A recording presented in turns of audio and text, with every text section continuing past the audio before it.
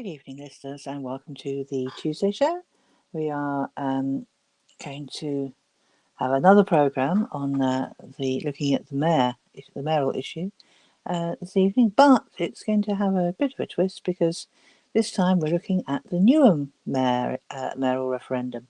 Tower Hamlets is not the only borough in East London to have a referendum this May on its council structure. Newham is at it as well, and we've got two people to talk about the options on the ballot paper and how you can be involved in Newham.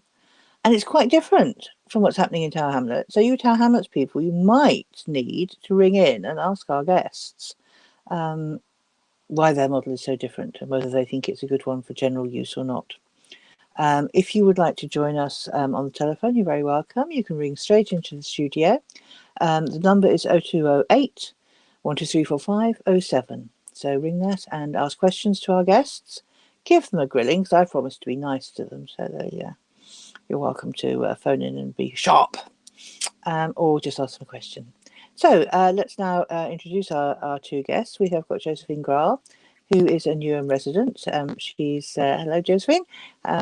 Lived in Newham for some years now, and she's a community activist there. And we've also got Anamul Islam, Cllr, Anam, I should say. So welcome to you as well. So let's start having a chat about this mayoral thing and what you're going to do. I remember Newham back in the day. I remember going canvassing for Stephen Timms when he was trying to become an MP. And at the time, all I could think was Newham is just like Tower Hamlets, but 15 years ago. So I don't know if Newham has caught up. Then you adopted a mayoral system to run your council. I think, and Robin Wales became mayor. I think that was in about the 1930s or something, wasn't it? He seemed to have been mayor for ever such a long time. I don't know if either of you were involved in his administration, but how do you feel Newham's first experiment with a directly elected mayor went? It must have had ups and downs. Anne, what do you think about? Did you think about it? Obviously, I was not around. I was a young adult then, and I think I was a bit busy boycotting. Excuse my French. The party at that time, so I wasn't quite involved with his administration or the council at the time at that current point in time. But however, what I do remember when the when the referendum campaign was happening, there was two groups. I mean, obviously, the Labour Party were opposing the mayoral system, while the community groups wanted to bring in the executive mayoral model, given the new legislation that came about under Tony Blair and the government that made changes in 2000, and those changes more or less brought in the cabinet systems, the two cabinet systems, the executive mayoral model. But you said cabinet there, so I'm just going to interrupt you for a second, because the Newham cabinet was very different, I believe, from what we were used to in Tower Hamlets. In Tower Hamlets, our cabinet members have to be councillors, elected councillors. I don't think that's the case in Newham, is it? And I think there was a little bit of excitement when Robin Wales was first elected, because he'd brought other people, non-councillors, into his cabinet. Is that right? I can't recall that far back, but what I do know, you can appoint cabinet members outside the council. The executive mayor, in line with a constitution at the time, allowed provisions to appoint non-councillors onto the cabinet to do some of the work or deliver some of the portfolio job. I cannot recall who he brought in at that time, because I did not follow the council politics that early in the days, but I heard something along this line. So those provisions are in place. So if you're under the executive mayor model, you can bring in non-councillors just by through a mayoral appointment. So that is something that doesn't sit well with many of us grassroots. Absolutely, it does sound like not so much handing all the power to the mayor as handing the mayor more power than he or she could ever have wanted, really. But I can assure you, I was not involved in that decision-making process. No, that's all right. It's not a test. It's not a test. And similarly, you're not accusing me of being really old, because I actually do remember it. Although I was very young. I'm not going to give major away. Okay, lucky you. No, Josephine, you were well, you were when you came to Newham, a community activist. What was your first impression of the mayoral system? Did you sort of think, oh, but Newham, directly elected mayor, whoopee, yeah, we can go for it, or what? Well, I actually grew up in Newham and then returned there sort of 7 years ago. But I do remember that I think one of the first elections I voted in was the referendum on whether we should have a mayor, and I voted against then. And I'm still against the directly elected mayor now because, as Anam says, it just hands far too much power to one person. It's not a healthy way of making decisions. It's a very, very, sort of Blairite idea that you have a single person with a strong leader and this focused power. And my views haven't changed really over the nearly 20 years that we've had a directly elected mayor in Newham. I've left Newham, I've returned to Newham in that time, and I still think it's not the best way to run any local authority, but I don't think it's great for Newham. Can you give us any examples of sort of things that have not gone well under the mayoral system, where you think the mayoral system's actually held things up? Because you're right, mayoral system's supposed to make things easier, no bureaucracy. So what actually on the ground made it feel wrong? I think the most obvious example, if you just want one example of really bad practice, was there was a minor, well, actually quite a significant scandal towards the end of Robin Wells's tenure, where it turned out that the £50 million that we supposedly invested in West Ham for them to go into the Olympic Stadium after it had been used for the Olympics had not had any return for the council. It billed to the councillors when it was put through as something that was an investment, that we would have a return on our money.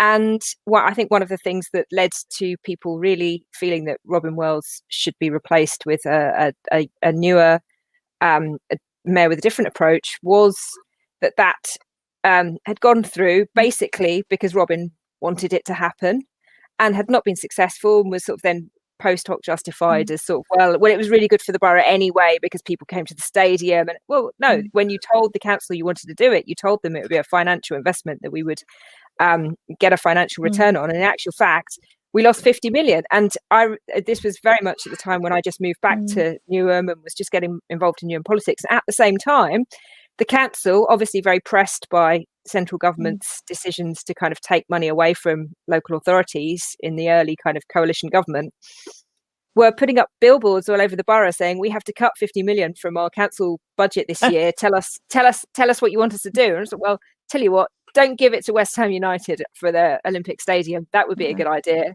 And that's the kind of thing where there's no discussion, no debate. One person wanted it. They thought, Robin thought that the stadium was a prestige thing to have in Newham, that it would be, that it would give a sort of image of the borough that he wanted to present, which was, and, those things aren't necessarily wrong, but there are other views on what would have been a good way to spend that money. And there are other views on what, whether that was a sensible investment. And those people who in the council who did voice opposition at the time were kind of steamrolled by the fact that the democratically elected mayor holds so much power and has the power to force those decisions through. Yeah, so that's I mean, sorry. Yes, I mean, in Tower Hamlets, we just our mayor just gives money to the Rich Mix Centre, so we don't have a whole football team that we can actually, or stadium that we can support. So we just have to support the Rich Mix Arts Centre. It wasn't more than 50. It wasn't more than 52 million, was it, in Tower Hamlets with Rich Mix? No, it wasn't as much as that. We are babies. Small scale. It's just, there was always fuss in Tower Hamlets about how grant money should be given really objectively and with all these criteria. And giving Rich Mix £1 million was in John Biggs's manifesto. And then when he became mayor, he just gave it to them, and he's given them some more since. So I don't know what sort of scrutiny that is. It was in my manifesto. It's not exactly objective, is it? But still, we're not here to talk about Tower Hamlets. We're delving into Newham. Anna, what's your memory of Robin Wales? Have you got a good word to say about him? I'll do my best. Look, Robin is a very charming man. I'm sure he's done plenty of good things for Newham. However, if you was to ask me, did I like his style of operation, running the council? Perhaps no, I was not a big fan of that. I mean, he has done some interesting things, and half the time I never understood how he did them, how he came to the decisions he did. I became a councillor in 2016 following a by-election, and what I do remember is I was sitting in the back benches doing my casework, and outside the casework, I couldn't even get myself into the committees. When I did get myself into one of the scrutiny subcommittees, I came across some problems, asking pressing questions, no answers, and then shortly afterwards, I never got myself onto any of the committees, so I couldn't scrutinize anything. I wasn't on the licensing. All I was doing is purely casework, go to Labour group. If I didn't agree with the proposal, I'll vote against it. If I supported it or liked the ideas that were voted, I would vote for it. Outside that, there were some crucial decisions that were being made in the cabinet, which I had no knowledge or no insight of what was happening. If a resident or a constituent came to me, Councillor Islam, I have really grave concerns about this. Can you do something about this? What can you offer me, or what can you do for me? The best I could say is I'll look into it and I'll revert back to you. And the reality is, if the cabinet chose not to engage with me, I would have a big problem. I would not know what to go and say back to my councillors, and then I would not want to go against the Labour position. At that time, obviously, I wasn't the chief whip. Now I've got a bigger problem. I'm the chief whip, council. I have to import it. So it makes it even more difficult for me. So I've got Josephine there to help you out. Help me out. Well, we've had a couple of comments on Facebook, and do comment on Facebook if you'd like to, viewers. But I know you're quite often quite timid, but we do welcome phone calls as well. 0208 123 07 if you would like to ring in and ask a question to these good people. And so far, our comments. Iqbal Hussein says hello to Jenny and the guests. So hello, Iqbal. Lovely to have you on board. And Shul Malik, as sort of thinking along my lines, really, because so far, you've spoken about the mayoral system as if it was Robin Wales, and I know he was a big personality in Newham in those, first few years, but other systems, can go wrong as well. Robin Wales wouldn't be the first council leader to invest in vanity projects that nobody else had caught up with. So I think we're still trying to get to the nitty-gritty of, is it the system or is it the person?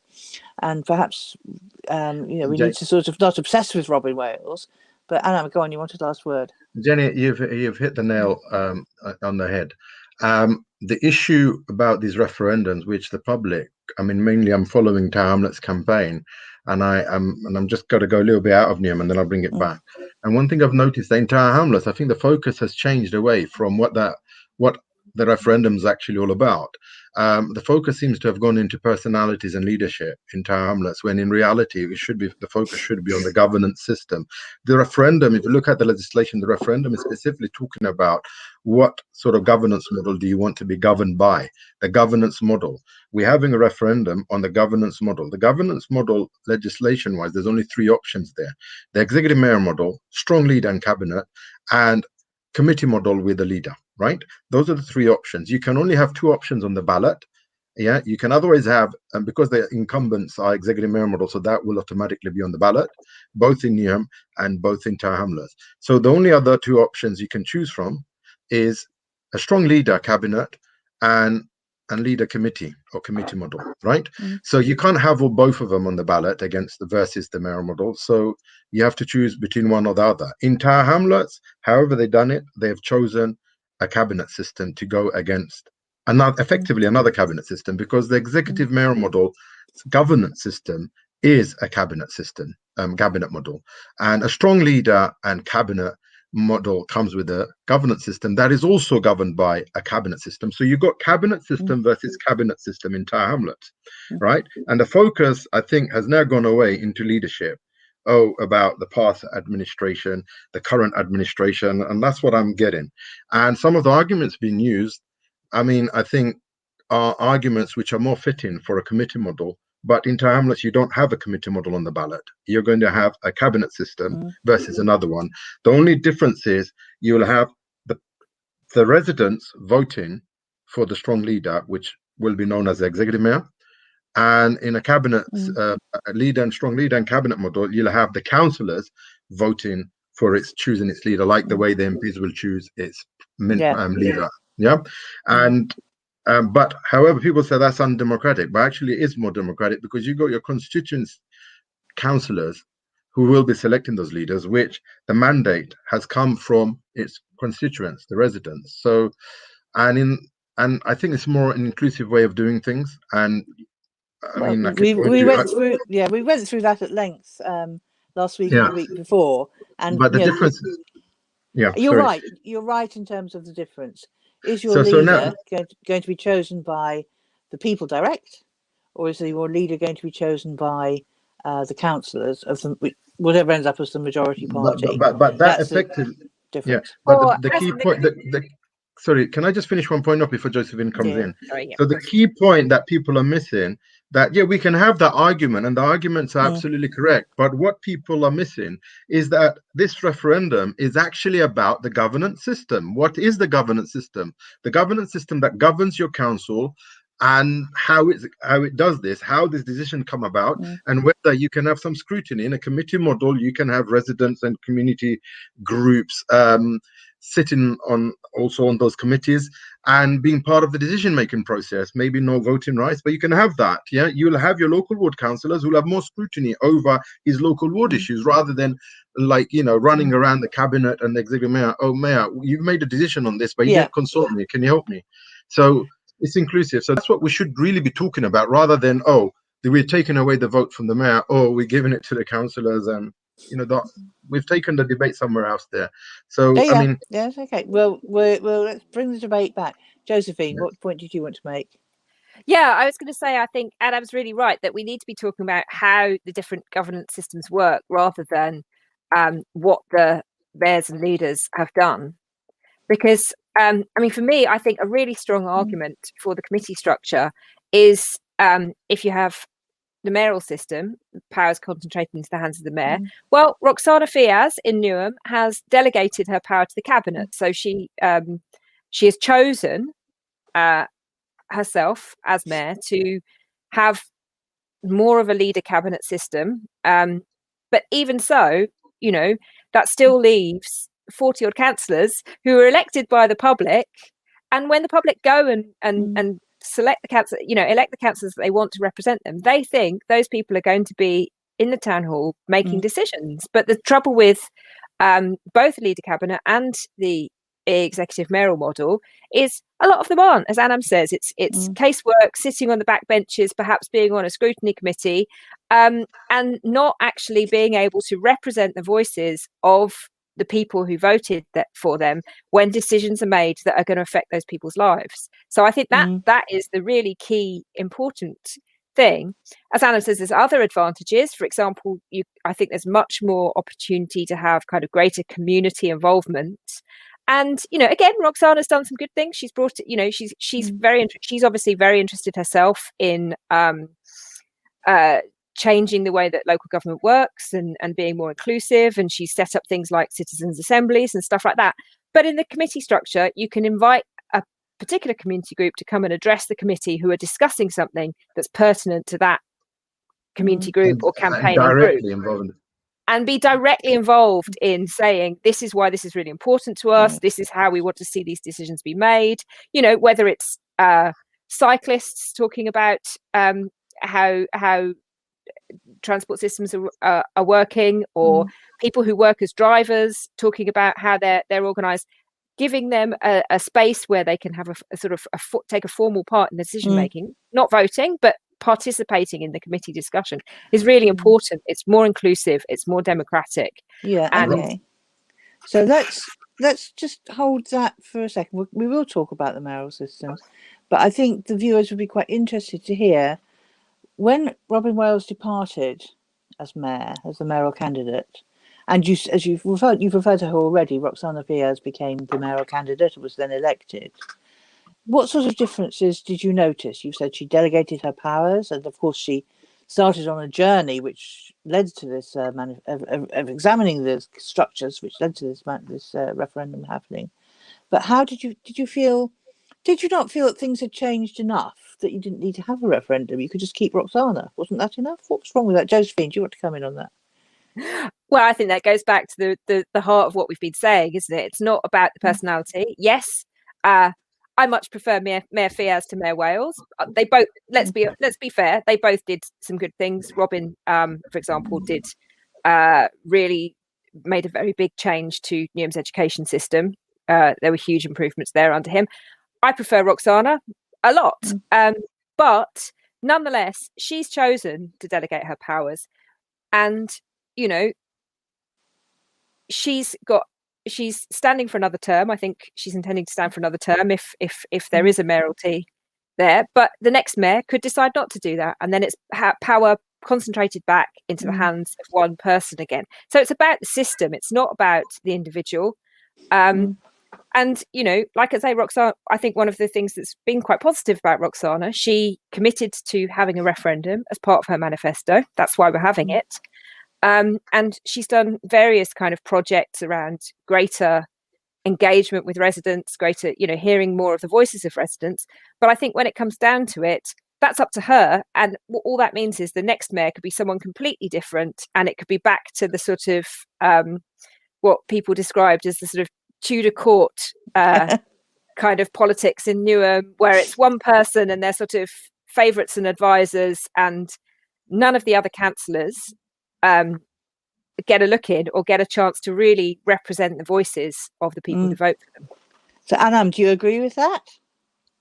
I think there's some truth in what Josephine says. I mean, I'm just going to put a little bit more light onto. Sorry, I'm moving away from the camera. A little bit light onto this issue. I mean, yes, Roxana, the current mayor, has done some great stuff. None of them, no mayors are perfect. Robin Well wasn't perfect, but he has done some brilliant work as well in Newham. And coming back to the citizen assemblies, engaging with the community means that probably we don't need a committee model. I mean, I don't agree with that, because citizen assembly, you engage with the residents on a certain issue, and then you take it back to your cabinet and then officers, and you make your decision, and the councillors are twiddling thumb. The only role of the councillor is I'm sitting in that audience listening to what the people have to say. But in a committee model, when we're making those decisions, those same very people from the community can attend that meeting, have their say in that meeting. Obviously, they won't have voting rights. They can make those contributions there at that meeting when we are making that decision, when we are taking that vote in those meetings, and that is more inclusive. And that will not only empower the backbench councillors, but also empower the residents and its community groups. So I think the committee model will be an enhanced version of what is already happening in Newham. Now, with reference to whether Roxana's doing a lot of great work, and we want to keep the executive mayor. Would we want to keep the executive mayor model?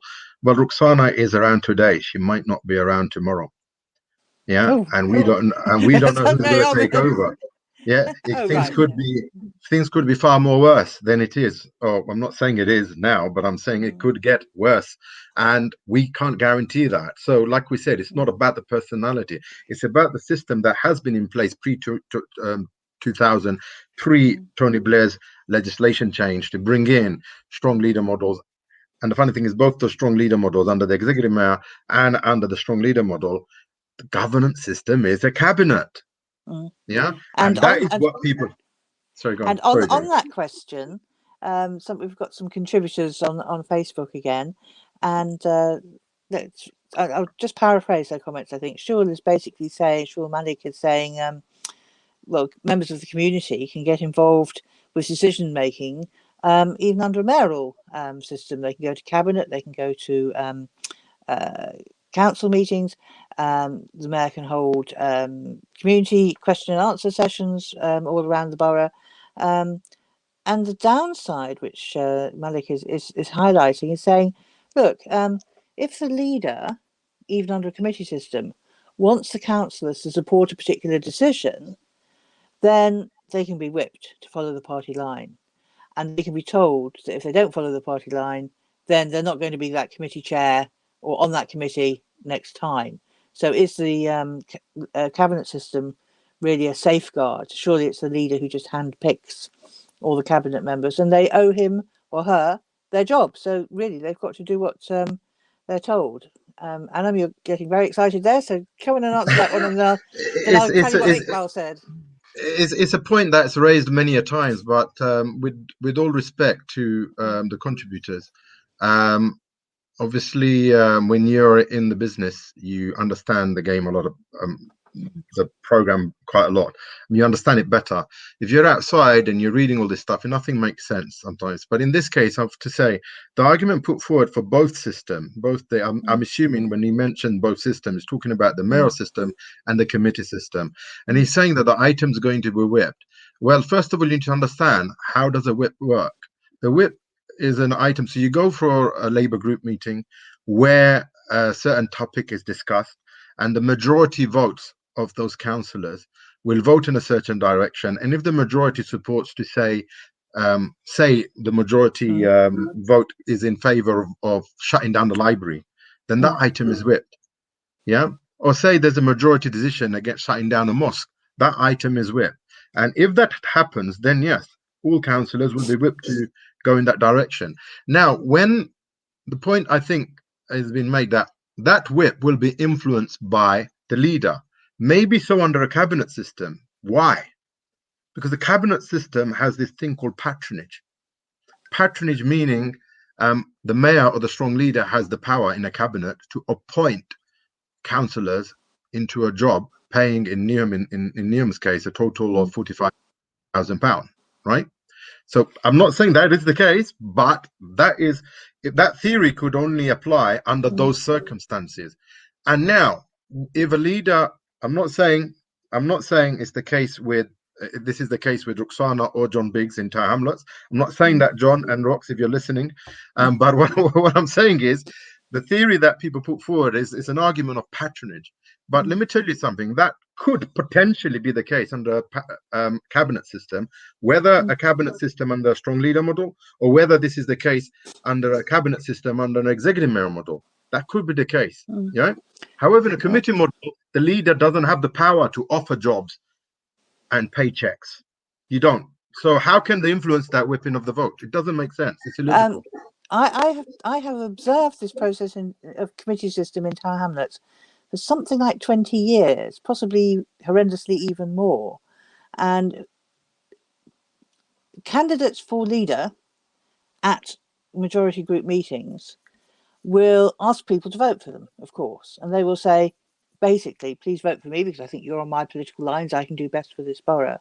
But they will also say, and if you do carry that through and vote for me, you can be my chair of education, or you can be my chair of the planning committee, or you can be my vice chair of adult services, or something like that. So I think in that sense, even under the committee system, deals are done, and we can't avoid that. Thank you. The phone number is on the screen now, but I'm just going to say that so you've got support, you two, from a quarter of Tower Hamlets. Alex Heslop has weighed in, saying collective decision making is usually better and more inclusive than individual decision making, and the mayoral system is nothing more than elective dictatorship.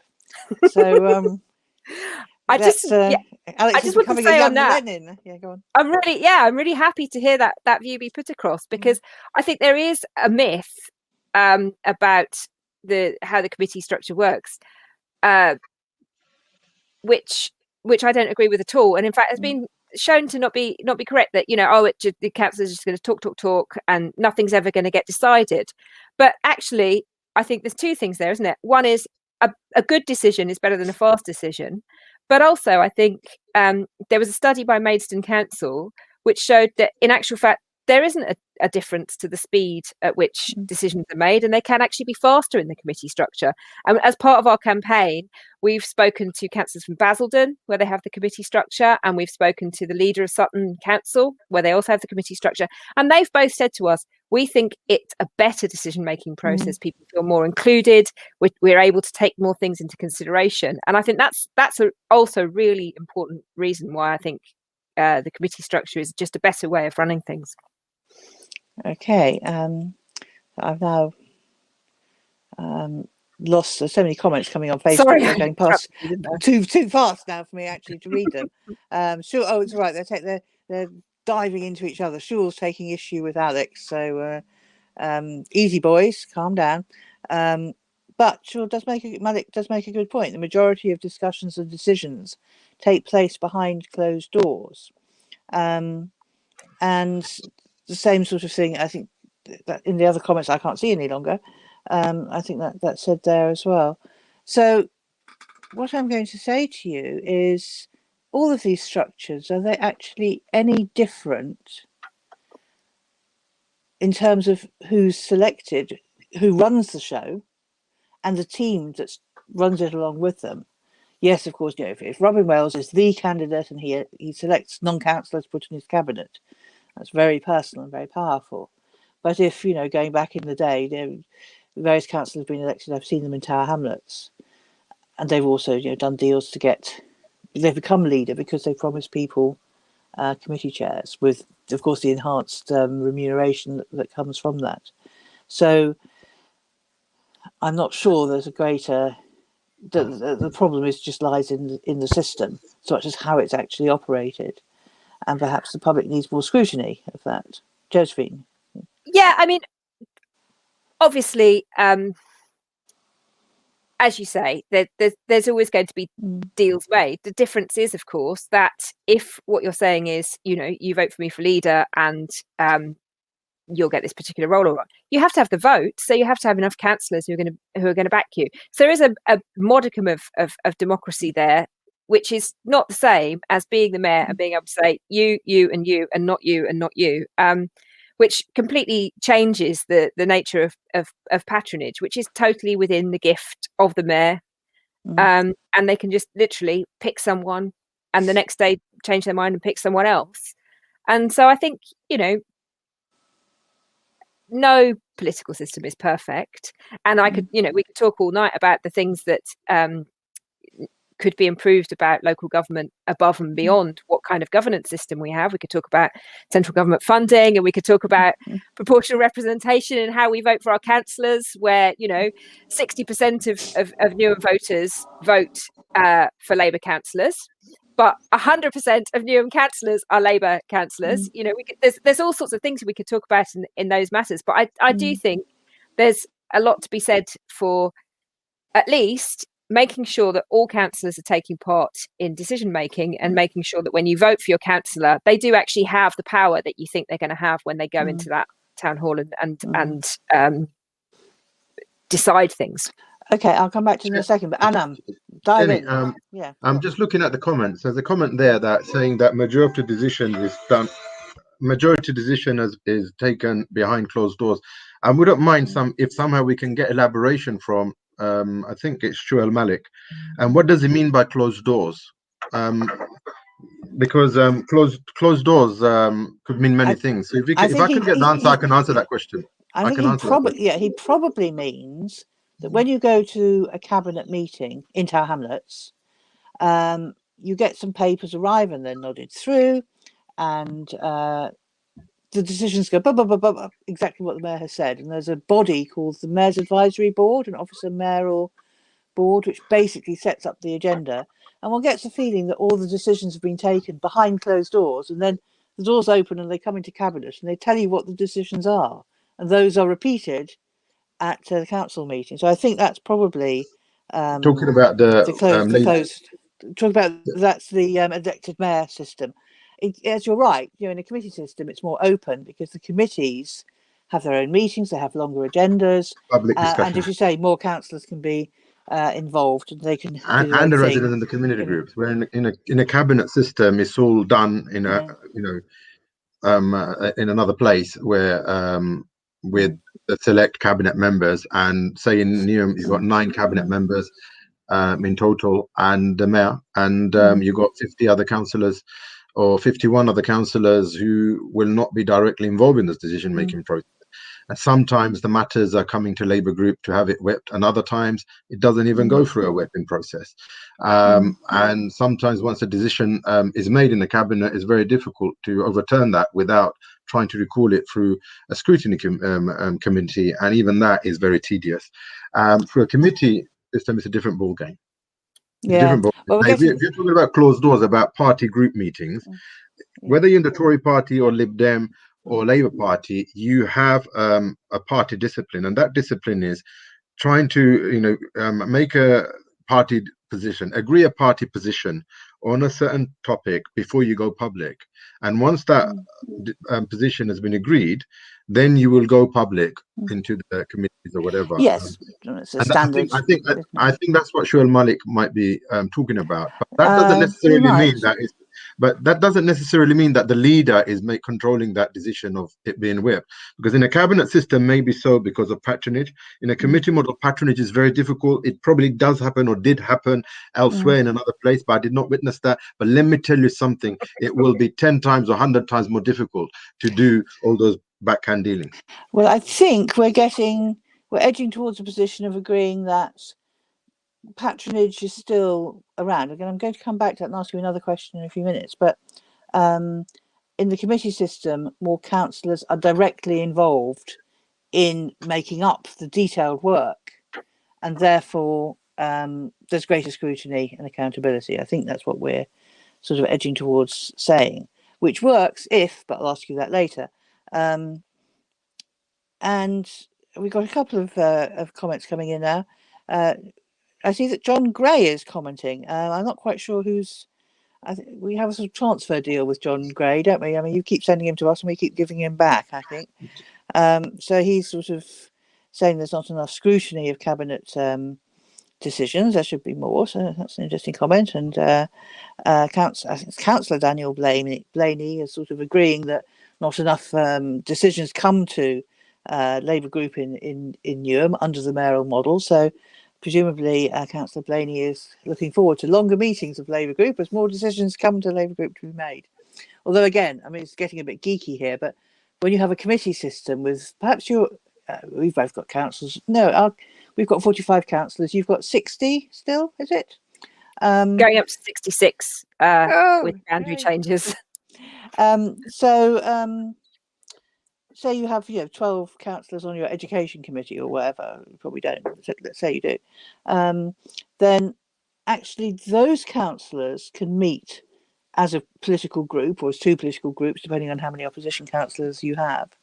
And so probably a lot of the discussion happens there. More councillors are involved at committee group meetings, and then what comes back to Labour group is actually a thought out process. If in boroughs where I think we're just going to leave our commentators to just slug it out between themselves now. So, Jenny, I think that does show an advantage of the committee structure, I think, in boroughs like Newham, where the Labour group is completely dominant. And of course, Labour group meetings do take place behind closed doors and are confidential, whereas committee meetings take place in public and are open to the public. And that gives the councillors greater accountability to the people who represent them. So it's not just a question of coming out of a Labour group meeting saying, well, I've been whipped to do this. There's a public discussion, something which residents can watch and take part in. And yeah, I'm just looking at the comments. Sorry, is that my job? I'm allowed to no, you can. You're very welcome. So I'm just looking at the comments, and it seems like there's some overwhelming support for the committee model. Minus one, I'm not clear whether they are committee model supporter or executive mayor supporter, or they don't support any of the models. Because they're just saying, they all have discussions in closed rooms. So that means if they all have discussion in closed room, that means you're not supporting anything or you are. So I can't work out what it is now. Whatever the argument, I mean, if you're saying that the argument is, or you have closed meetings, both systems you have closed meetings, but you've got more accountability and more scrutiny on one of them. Would you prefer that, or would you still stick with the executive mayor, where you have no scrutiny, less scrutiny and less accountability? Let me correct myself. And less accountability and a risk of patronage. I don't know if it happens anywhere. I'm not saying it does happen. I'm not saying it doesn't happen, but it will eliminate the patronage card, which kind of makes it easy to, And I'm not going to let you say that again, because it doesn't eliminate the patronage card. It may. Well, I don't know how it does, because effectively. if I was a leader, there's no way I can promise or guarantee someone a position on a committee chair without having an inclusive democratic discussion or debate. Okay, but I'll tell you how you do it. I'll speak about that. Can you teach me that, just in case I become the leader? I need some tips on that. I'll teach you that, but that'll be off air. John Gray's going great guns now. He's advertising campaigns. It's never a comrade who's been unenthusiastic about his causes. So, what I want to ask you is, mayor or leader, they establish their coalitions to support them with whatever incentives they need to use. But who should select the councillors? That's another question. You could go quite radical. I think Josephine was sort of hinting a bit in this direction. I'll give her the opportunity to deny it all. But should we have public primaries? If we're that interested in members of the public getting involved, should the public choose our party political candidates? Or if the parties choose their own candidates, should the local members have a say? Or is it the national party that chooses who stands for the party in the area? That's really important when there's a mayoral system, but it's also important when there's a committee system as well. Who is allowed to be on that committee? Anam, tell us. Just wanted to ask Josephine, do you want to take lead on this, or do you want me to? Go ahead. I mean, first of all, there are clear-cut party rules on councillor selections and party selections, and the rules are quite clear. I mean,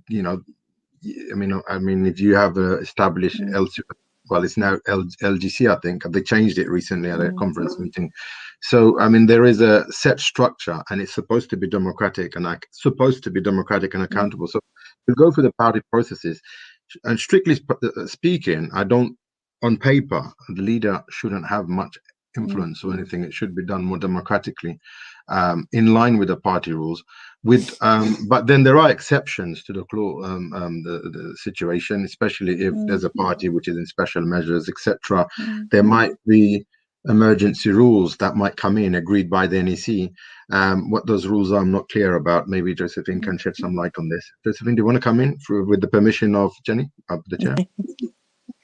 Yeah, I mean, I think if we're talking about accountability to local residents, if we're talking about, understanding your local area, representing the views of the people who vote for you, then obviously it should be local people who select their councillors. It shouldn't be top down. It shouldn't be handed down.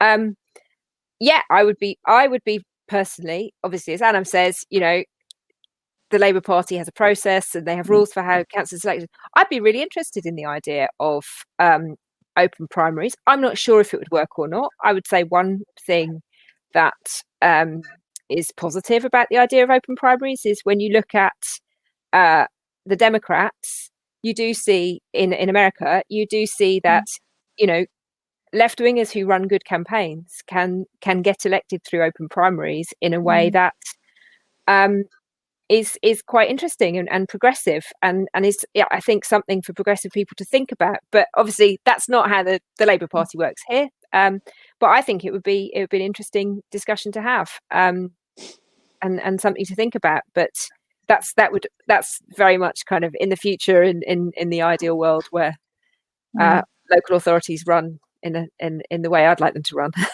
I mean, I didn't ask that as a trick question. It was genuinely an open question. But listening to your replies, it makes me think, well, if the people can choose the candidates, or perhaps it's the local party members who can choose the candidates, what's wrong with the people just voting directly for a mayor? At least the mayor, then, that central figurehead, is accountable to the people. The councillors can't gang up on them and throw them a party line and say, no, you're not doing that. You have to do what the whole Labour group, in our cases, wants you to do. So if it's good enough for the local people to select the council candidates, why shouldn't all the local people select the leader of the council? It's an important point, isn't it? Because this is, I think, what Anam touched on earlier about the difference between the mayoral structure and the leader cabinet structure. and why sort of you might marginally prefer the directly elected mayor to the leader cabinet, because that individual, whether they're the leader or the mayor, has the same kind of powers within their local authority. But for the directly elected mayor, they're elected by the public. And for the leader in the leader cabinet model, they're elected by the 60 councillors, or sorry, 44 in Tower Hamlets. So that takes away a level of connection and accountability for that person. The trouble is, of course, not how they're elected, but what powers they have when they are in the post. And that's my objection to the mayor. It's not that they're directly elected, it's that the directly elected nature of the mayor is actually a good thing. The trouble is that once they're then there, for so many decisions they make, it would take a 2/3 majority of councillors to overturn a decision made by them. Well, those councillors are also elected directly by the public and accountable to their voters. So why is the mayor given these disproportionate powers? And it's not healthy to concentrate that much responsibility and power into one person. And sometimes councillors just give up because what's the point? We can't change anything. Sometimes I'm saying. So I mean, what I've seen in my time in the council, some people are saying there's no point because we can't beat the executive powers. So they just sit there like excuse my French. I better be careful what I say. I'm on live on air. But so what you'll find is councillors will otherwise disengage, disempowered, get disempowered. And then you have the other element of what everybody's talking about here about the patronage card. If there is such a thing in Tower Hamlets and Newham, then you have that element also causing problems. So we was to improve the situation. And in Newham, some of us fought or worked hard to get the committee model onto the ballot. And there was a long struggle about this. And there was a reason why we came this far and took the struggle on, because we believe that it will make things a lot better. It will improve things. Now, improve thing doesn't mean it's got to make things perfect. If I can improve things by 10-20%, then I'll go for that option rather than maintain the status quo. And sorry, just got a bit sidetracked. That's right. You're on your soapbox. I mean, it's worth saying that there have been a number of referendums where people in local authorities have wanted to change the system. We should mention our friends in Sheffield, It's Our City, who gathered 26,000 signatures to force Sheffield Council to hold a referendum. They have leader cabinet, and they're having a referendum in May on whether they should move to committee system. So I think that people are thinking about how these things should happen around the country. It's not just Newham and Tower Hamlets. It's a big question, how should local governments be run? And some people would say that certain parts of the northwest have benefited from the mayoral system in the COVID response and so on. But we don't know.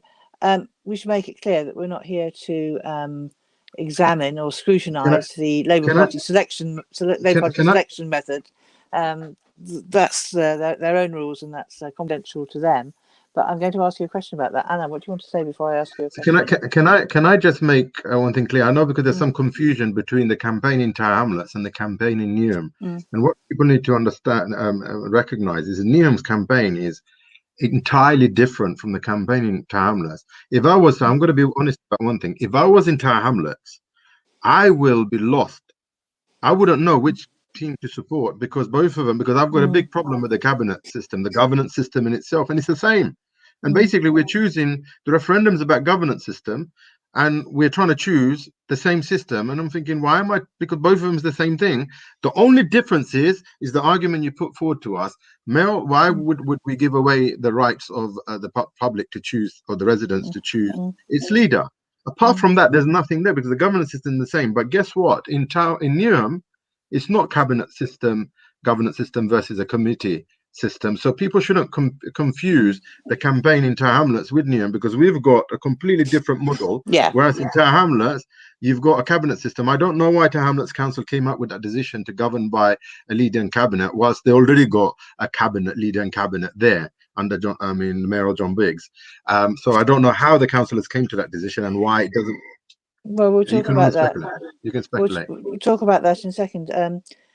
As I say, we're not here to discuss or to criticise the Labour Party's selection procedures. That's Of course, their business.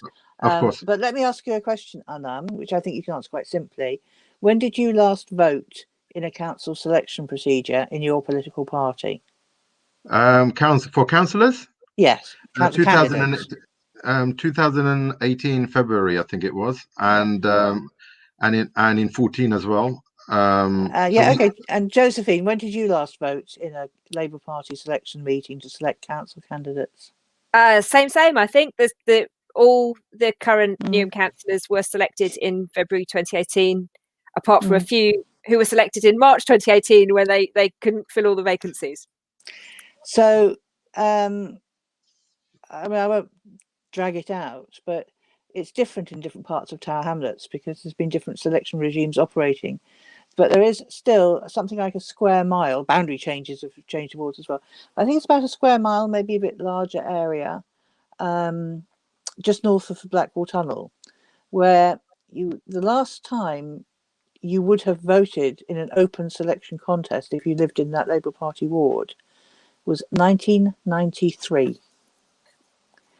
So that's like a quarter of a century going past. I mean, not many people clock up that many years membership of a political party. So just to say that so that you and perhaps some of the viewers can get a bit of a sense of the frustration of Labour Party members who think they've got a right to be involved, but actually, that forces seem to prevail against that.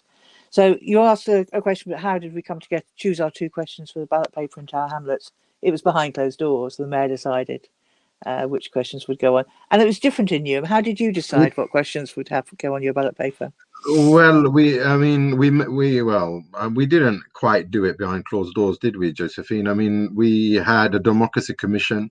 There was a report, and I think some felt that the report wasn't enough, so that we set up a working party, took it away. We interviewed experts. We got other council leaders to come and give evidence in those working parties. We went out to councils which are run by committee system. Are governed by committee system, and councils that were governed by strong leader and cabinet, and by council that were governed by executive mayor model with its cabinet governance system, which nobody realized that executive mayor model is also run by cabinet system. So after interviewing all those experts, and we even got academics to come and give evidence, we came to a conclusion that it doesn't make sense putting leader and cabinet onto the ballot against another cabinet system. So it doesn't make sense. Why? Because if you look at the referendum, legislation is about this referendum is given to the public to choose which governance system they want to be governed by, right? I'm just trying to put in layman's terms so people understand what we're talking about. So the referendum is about your choice of a governance system. But if you're going to have on the ballot paper two options, and both those options are actually a governance system which is the same, like cabinet. Executive mayor model is run by a cabinet, the strong leader is run by a cabinet. But guess what? There's one distinct other option, which is a committee model, which is completely separate and distinctly different. So we thought we've got to give the residents and the citizens of Newham a clear, distinct choice to choose between one governance system, which is a committee, and another governance system, which is a cabinet. Cabinet comes with A, B, and C. Some people say the advantage of having a cabinet is speedy decisions, but sometimes speedy decisions can be bad because you'll make mistakes. And sometimes longer decision with heavy scrutiny could be better in the long run. But Josephine? It is a real choice. It's a distinct choice between two. And one of the things that's really interesting is how many different groups in Newham are coming out in favour of the committee system. So obviously, Anna and myself are both members of the Labour Party on the left, but I think the Lib Dems, the Green Party in Newham have both announced that they're in favour of the committee structure. There are various community organisations who say they're in favour of it. I think even the Tories have said they're in favour of the committee structure, which is quite interesting. I think that there's a lot of people out there in Newham, and not really so many people kind of coming forward to sort of defend the directly elected mayoral system. I suppose it is sometimes interesting to find out what the Tories think. Can I pose a question back to the audience and maybe yourself, Jenny, as well? Can you imagine under a committee model, like at the moment currently in Newham, we have all the seats under Labour. Can you imagine if there was at least one independent or one Green Party activist or one Lib Dem activist, or, I mean, sorry, not activist, councillor, or one Tory councillor on that council under a committee model? And can you imagine the same councillor being elected in Newham and 59 seats to Labour and 1 seat to Tory under an executive mayor model? Would after one term under both those regimes, if you was to go and ask those independent one councillor, whichever party they come from, that which system did they prefer?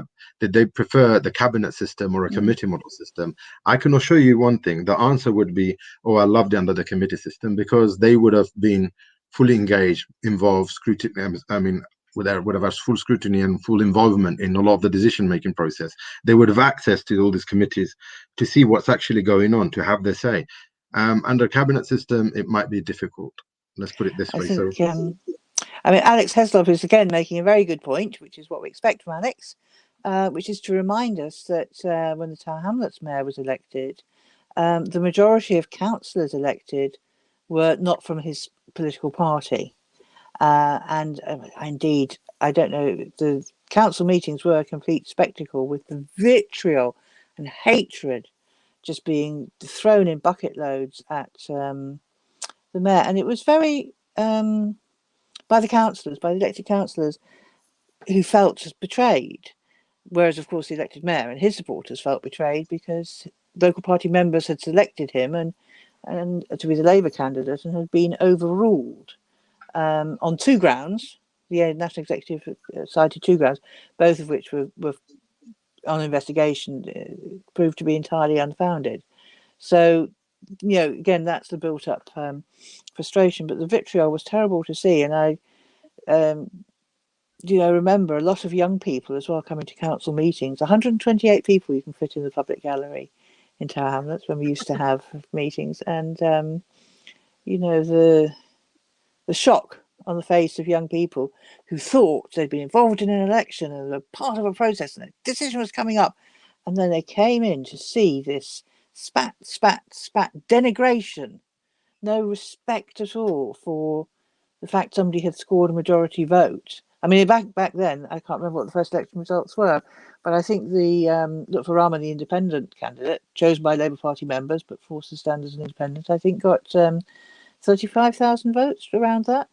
And as a Labour official candidate, got 11,000 across the whole borough. 300,000 residents, only 11,000 of them voted Labour. Such was the frustration and shock.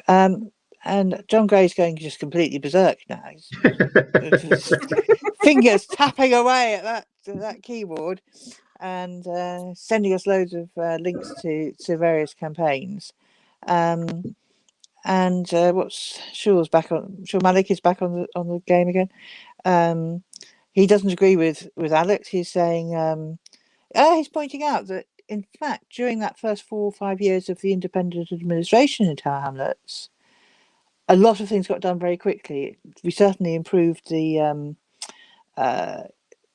borough's standing in a number of fields. The top borough in the UK for building new homes, and the mayor implemented the Labour manifesto. That was the joke of it. He was independent. He was chosen by Labour Party members, vetoed by the Labour Party HQ, stood on an independent ticket, then announced he was going to implement the Labour manifesto. It's only in Tower Hamlets. So we're coming to the close. We've overrun our hour, just so we must begin to wrap up now. I think in some ways both of you have given your last words. And I will say, while I remember that obviously if there's anybody listening from an alternative campaign in Newham, somebody who would like to keep the mayor in Newham and feels that's appropriate, get in touch with us. We're still looking for them. Yeah, but indeed, yes. We're trying to find someone to have a debate with us. It's not compulsory, but if we're the pro-mayoral campaign, please stand up. Yes, stand up. We want to talk to you. Yes, if you don't feel you want to talk to Anam, you can come and talk to me. I'm equally friendly, user friendly. So, last word. I'll give you 30 seconds each for a last word. Josephine, you better go first because Anam will just throw all the passion in. So, Josephine, what's your last word?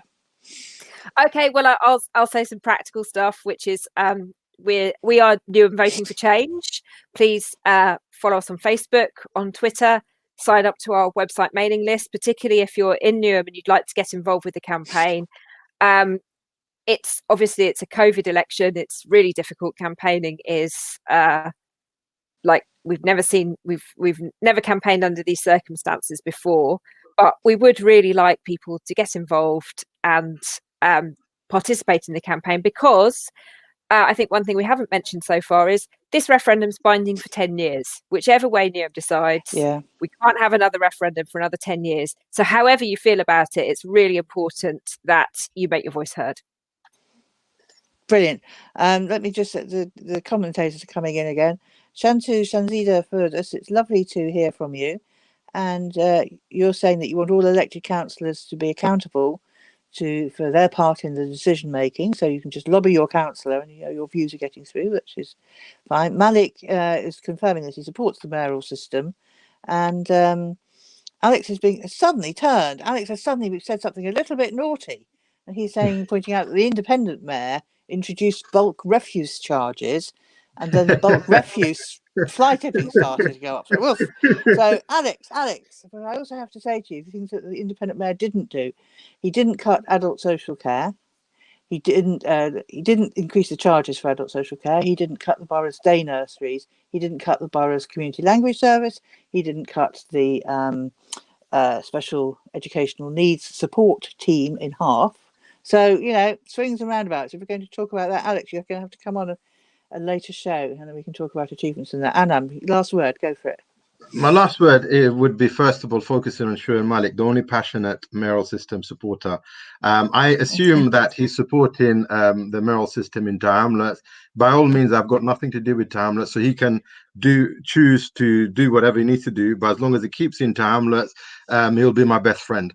But if he was to live in Newham, I would love to have to him about the system in Newham. But so put that aside, I think Josephine has summed up our campaign in very, very nicely. So all I'm going to say is that, look, we are supporting the committee structure. We've had more than 10 years it takes to have another referendum, but we've had the mayoral system. They're here for about 19 years now, and our experience suggests that it's about that we have some change, we take it back to the public, let the public look at it, and hopefully the public will support us on this campaign, and we can get that change, which we believe it is more democratic. In terms of our campaign, lockdown hasn't helped, but we've got loads of leaflets waiting to be distributed. So if volunteers who are enthusiastic after tonight's show wants to get involved, please contact us, and we've got some work to do. We'll round them up and see if we can send you a carload. Thank you. Okay, I just was no time for the Youth on the Headlines in full tonight, but I see that the other thing that Newham doing is launching a campaign to stop smoking for Ramadan. So good luck with that. And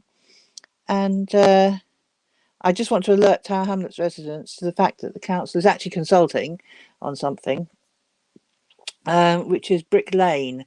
There's a suggestion that it become traffic free at evenings and weekends, that local traffic be kept away from that area, so that, I don't know why, but I know that there are strong feelings on that. So do look at the council's consultation website, and if you can manage to register, I've not managed to register personally yet. They very kindly sent me an email in French explaining that something had gone wrong. So that's cool. I always wondered why I took a degree in French. Now I know. So anyway, go on the consultation website, have a look at that, and put your views in, because obviously that's going to raise passions. But it's been a fantastic debate. Thank you to my two guests, and I hope we can have you back to talk about something to do with Newham another day. Thank you to all the people who put comments on the Facebook page, particularly to Shuaib Malik and Iqbal, was it, who commented before, and of course also to John Gray. It's lovely to hear so much from you, to Councillor Blaney and so forth, and maybe we can have some more programmes on Newham as the weeks roll by. Thank you very much for listening, and we'll be back again next Tuesday with the Tuesday Show. Good night.